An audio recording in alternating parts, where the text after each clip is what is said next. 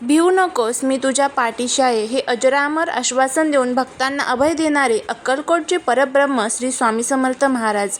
चैत्र वद्य त्रयोदशीला स्वामींनी आपला अवतार कार्य समाप्त करून महासमाधी घेतली. त्याच स्वामींची पुण्यतिथी, त्यांच्या चरणी कोटी कोटी प्रणाम. येत्या 15 एप्रिल वार बुधवार या दिवशी स्वामी समर्थांची पुण्यतिथी आहे. या दिवशी आपण स्वामींची भरपूर अशी सेवा करतो. या 7 दिवसांमध्ये आपण अखंड नाम जप यज्ञ सप्ताह सोहळा केला.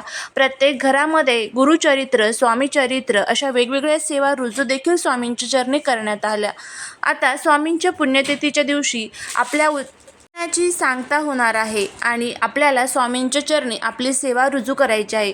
तर या स्वामींच्या पुण्यतिथीनिमित्त स्वामींच्या आवडतीचा नैवेद्य कांदा वापरून कसा दाखवायचा आहे, त्याचबरोबर मंत्र कोणते बोलायचे आहे आणि त्याचबरोबर कोणकोणते नैवेद्य स्वामींना दाखवावे आणि या दिवशी कोणकोणत्या सेवा कराव्या अशी संपूर्ण माहिती या आजच्या व्हिडिओमध्ये मी तुमच्यासोबत शेअर करणार आहे. त्यामुळे व्हिडिओ हा स्किप न करता शेवटपर्यंत पहा. जर चॅनलवरती नवीन असाल तर चॅनलला सबस्क्राईब करा आणि असेच माहितीपूर्ण नवनवीन व्हिडिओ पाहण्यासाठी बेल आयकॉनलाही प्रेस करा, म्हणजे जेव्हा कधी मी नवीन व्हिडिओ अपलोड करेल त्याचं नोटिफिकेशन सर्वात अगोदर तुम्हाला भेटेल आणि तुम्ही एक पण व्हिडिओ मिस करणार नाही.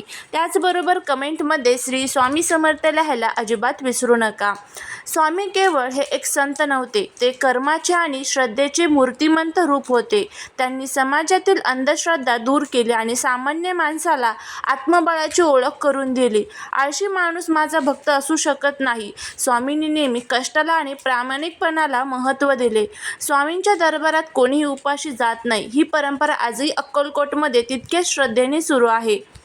1878 सालच्या चैत्र वद्य त्रयोदशीला दुपारी स्वामींनी वटवृक्षाच्या खाली आपली लीला संपुष्टात आणली.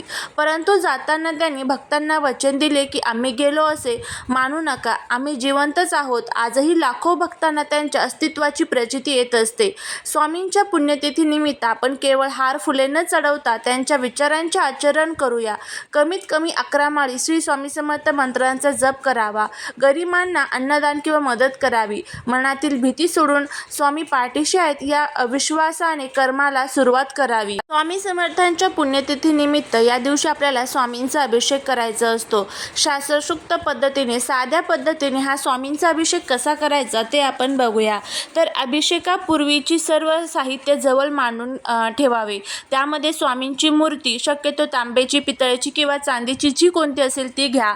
अभिषेकाचे पाणी जमा करण्यासाठी पात्र, तामण, दूध, दही, तूप, मध, साखर, पंचामृत, शुद्ध पाणी, गंगाजल, अष्टगंध, चंदन, अक्षता, फुले, तुळशीची पाने, धूप, दीप, नैवेद्य हे सर्व आपल्याला घ्यायचं आहे.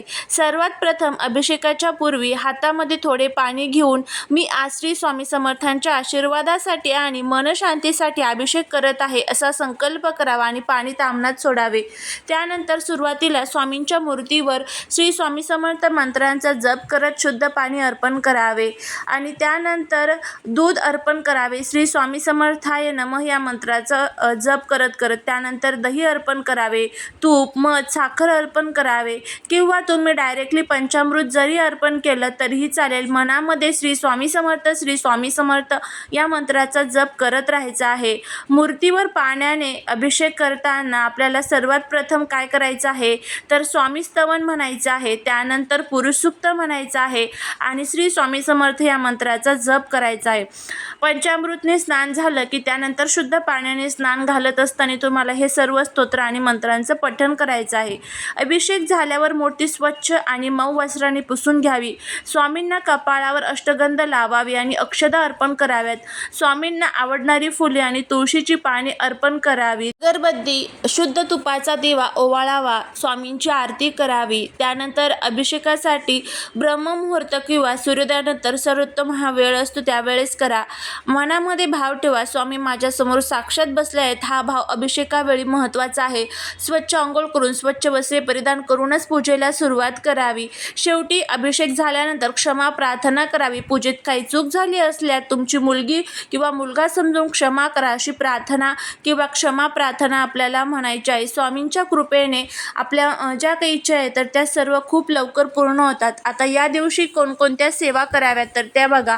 या दिवशी शक्य असेल तर एक दिवसीय स्वामी चरित्र सारामृत सुद्धा तुम्ही वाचू शकता, ज्यामध्ये 1 ते 21 अध्याय आहे. याचं पठण जर तुम्ही केलं तर आपल्याला एक स्वामी चरित्र सारामृताचा पाठ केल्याचं पुण्य मिळतं. त्याचबरोबर या दिवशी तुम्ही स्वामी स्तवन वाचावे, त्याचबरोबर स्वामींच्या तारक मंत्राचं पठण करू शकतात.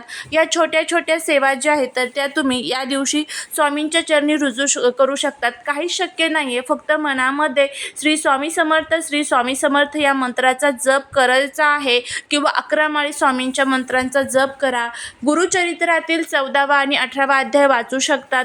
हे सर्व सेवा ज्या आहेत तर त्या स्वामींच्या चरणी रुजू करायच्या आहेत. फक्त वाचायच्या नाही आहेत, मनामध्ये आपल्या जे काही अडचणी आहेत तर त्या दूर माझे स्वामी नक्कीच करणार आहेत हा भाव ठेवून आपल्याला ह्या सेवा ज्या आहेत तर त्या स्वामींच्या चरणी रुजू करायच्या आहेत. अशा पद्धतीने ह्या छोट्या छोट्या सेवा आपल्याला करायच्या आहेत. आता त्यानंतर बघा, या दिवशी आपल्याला स्वामींची पुण्यतिथी आहे तर आणि आपल्याला भिवू नकोस मी तुझ्या पाठीशी आहे हा मंत्र दिला त्या स्वामींना आजच्या दिवशी त्यांच्या आवडतीचा नैवेद्य अर्पण करणे अत्यंत भाग्याचे मानले जाते. तर आजच्या या व्हिडिओमध्ये आपण बघूया की स्वामींना आपल्याला कोणता नैवेद्य जो आहे तर तो अर्पण करायचा आहे. त्यामध्ये बघा, स्वामींना कांदा घातलेलं पिठलं खूप आवडतं. फोडणीत जेव्हा कांदा छान परतला जातो तेव्हा त्याचा सुवास स्वामींच्या भक्तीसारखाच दरवळतो. सोबत गरम ज्वारीची भाकरी आणि तुरीची डाळ असेल तर स्वामी तृप्त होतात. तर अनेकांना प्रश्न पडतो की देवाला कांदा चालतो का? तर स्वामी हे अवधूत रूप आहे, त्यांनी भाव पाहिला पदार्थ नाही. अक्कलकोटमध्ये आजही स्वामींना पिठलं भाकरीचा नैवेद्य मोठ्या आवडीने दाखवला जातो. स्वामींना नेहमी श्रद्धेला महत्त्व दिले आहे. नैवेद्य दाखवताना ताटाभोवती पाण्याचे मंडल करा, तुळशीची पान अर्पण करा आणि ओम प्राणाय स्वाहा मंत्र म्हणत स्वामींना जेवणाचे आमंत्रण द्या. शेवटी मनोभावे नमस्कार करून आपल्या कुटुंबावर त्यांची कृपा राहावी हीच प्रार्थना करा.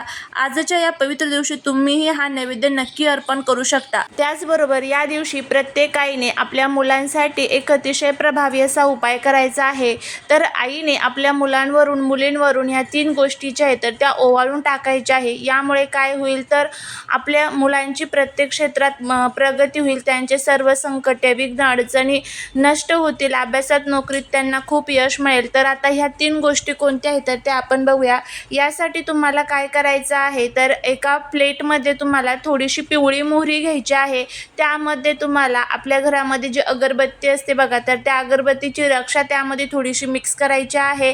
त्यानंतर 5 लवंगा घ्यायच्या आहेत, 5 वेलची घ्यायच्या आहेत.